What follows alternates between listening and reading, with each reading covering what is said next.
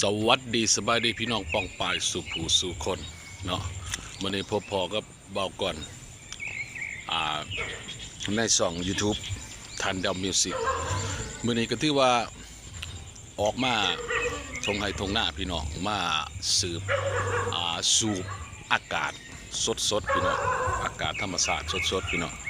เนาะวันนี้ก็ที่ว่าหลังจากที่ฝนตกไปแล้วมื้อนึงเนาะฝนตกแห้งพี่น้องเบิดมือเบิดเว้นพี่น้องเนาะก็ที่ว่าพี่น้องตอนนี้ก็กำลังฝนกำลังเนาะเดี๋ยวสิทายพี่น้องเบิ่งเนาะบรรยากาศเนาะนี่แม่นเฮือนบุญทิ้งสายเป๋พี่น้องถือว่า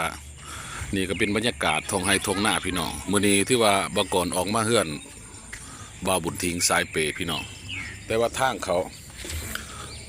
าเฮือนบ่าวบุญทิ้งพี่น้องเอ้ยธรรมศาสตร์ที่สวยงดงามปล่อยคำย่ำแรงพี่น้องเลยเนาะตอนนี้ก็ที่ว่าเขาลังยางมาเฮือนบ่าวบุญทิ้งสายเป๋พี่น้องเนาะ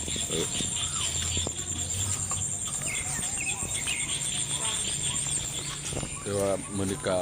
บ่ได้เอาค้ากล่องมาพี่น้องเลยจับเอาพี่น้องเนาะ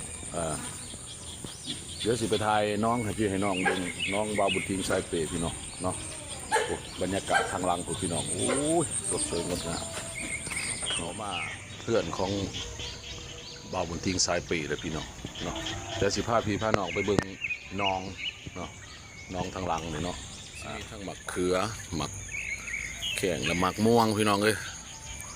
นี่ยังเปียกๆอยู่พี่น้องฝนกำลังเศร้าโดยเฉพาะพี่การ์ดมันนี่ก็มีน้องพี่น้องเลย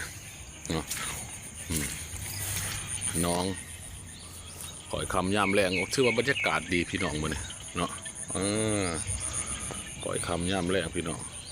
เนาะอันนี้เป็นน้องบ่าวบุญทิ้งสายเป๋พี่น้องถือว่าเพิ่นบ่ได้อนามัยเนาะปล่อยให้โหกลายโอ้ยบุญทิ้งสายเป๋เนาะท้องฟ้าแจ่มใสพี่น้องเนาะก็ที่ว่าสำหรับคลิปนี้ก็สิขอฝากไว้สำนีแล้วพี่น้องเนาะที่ว่ามื้อนี้